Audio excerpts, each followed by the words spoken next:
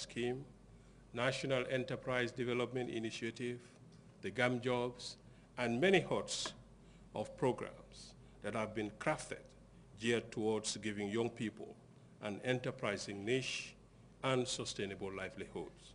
The three-day convergence will take the form of discussions on challenges to youth employment, partnerships and networkings, illegal migration, and a dialogue with policymakers vis-à-vis youth employment. Modul Amin Sise, Grts News. The National Environment Agency, NEA, is pleased to inform the general public that the next Operation Clean the Nation shall be held on Saturday, 24th September 2011 throughout the country. All governors, CFOs, alcalos and councillors are being reminded that a presidential directive has been issued that requires all of them to organize and coordinate the national cleanup exercise in both urban and rural communities throughout the country. The National Environment Agency kindly solicits the support, cooperation and active participation of the general public.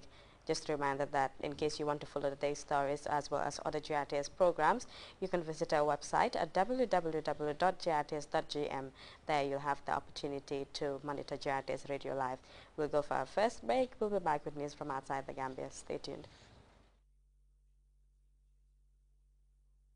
Dream Recharge. AfriCell has done it again with the extremely highest bonus on the lowest recharge. That's right.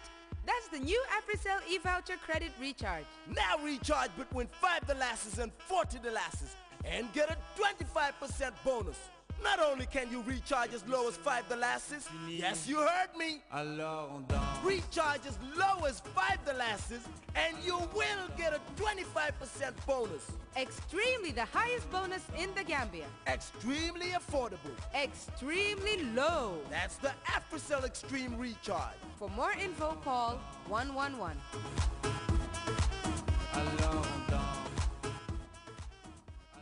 Welcome back. Crime, punishment and doubt even at the 11th hour. Troy Davis insisted he was innocent amid an international campaign to have his execution called off. Davis died just after 11 p.m. local time after the highest court in the U.S. rejected a final bid to delay his execution. He had been found guilty of killing police officer Mark McPhail in 1989.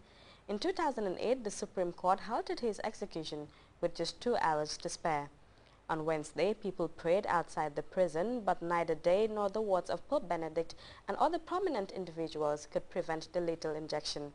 The execution of Davis in Georgia was witnessed by a number of people. Some of them have been describing his final moments.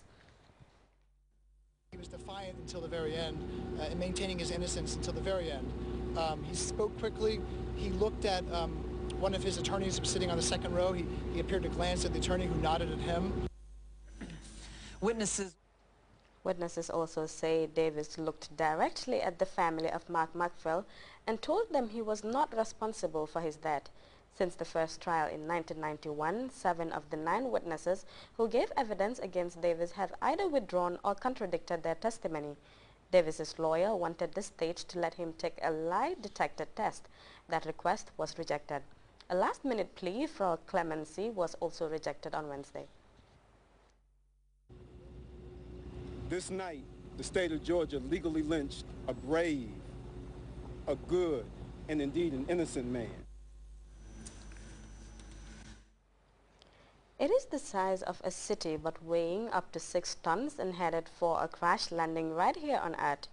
NASA expects more than 24 pieces of a defunct satellite to survive re-entry into the Earth's atmosphere sometime Friday. Exactly when and where? Well, they are still trying to work that one out, but NASA scientists say that there is no real risk to innocent bystanders. We have details of that story in this report. After midnight tonight, if NASA's calculations are right, an old dead satellite will re-enter the Earth's atmosphere and burn up. Most of it, but not all of it. About half a ton will make it through. There are some pieces that are made of stainless steel and titanium and beryllium that have very high melting temperatures, and those pieces will survive. And we have a list of about 26 pieces, and they range from a few tens of pounds to a few hundred pounds in size. You heard him right. Some of the chunks of junk could be hundreds of pounds. But there's no need for you to run out and buy a hard hat. NASA scientists in Houston say there's very little risk that any of the debris from the 6-ton UR's, Upper Atmosphere Research Satellite, will hit you. You can be hundreds of miles off in where it's coming down. And that's Harvard University astrophysicist Jonathan McDowell believes the space agency is probably right, because much of the Earth is water. This is not like the old Skylab scare of the 70s when you had a 70-ton space station crashing out of the sky. This thing's only 6 or 7 tons. So I agree with the folks in Houston that it's really nothing to be terribly concerned about. Parts of Skylab did hit Western Australia in 1979. So where will this one come down? Well, no one knows.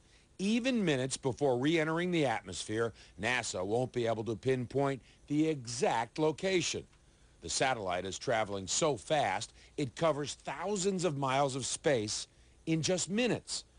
Right now, the impact swath covers portions of 6 continents. Part of the problem is the spacecraft itself is tumbling and in unpredictable ways, and it is very difficult to very precisely pinpoint where it's coming down, even right before the re-entry. If the thing happens to come down in the city, that would be bad.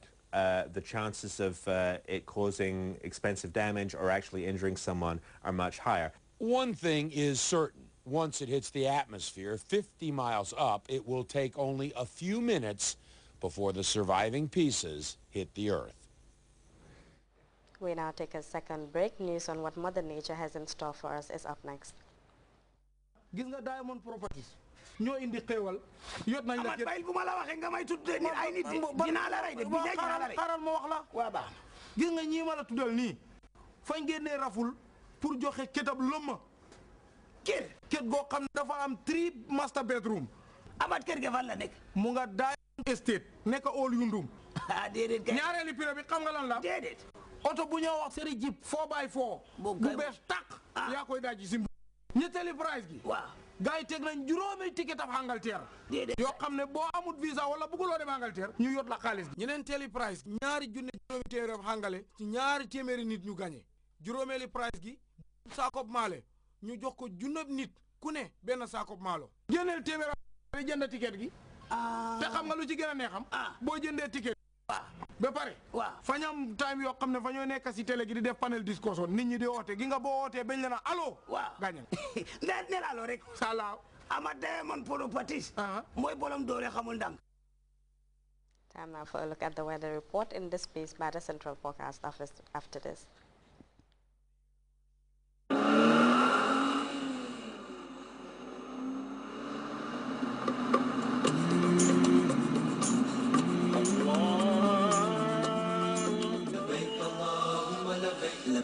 Oh yes, you can drive your way there. With the Elton to Mecca Japale Kafo promo, the Hajj is possible. Stay loyal or become a member of the Elton Japale Kafo today and enjoy the double take. Because every time you fill your tank at any of our Elton stations, you get a chance to be in our monthly raffle draw. To take home lots of goodies like gallons of oil, bags of rice, bags of sugar, vehicle accessories, and much more. Plus a chance to become the lucky winner of the Elton to Mecca Japale Kafo fully paid Hajj expenses. Remember, it's a double take, your single loyalty for the monthly draw and the Elton to Mecca Japale Kafo final draw to be held just before the Hajj. For more information, drop by any of our Elton stations. Elton, a new vision of service.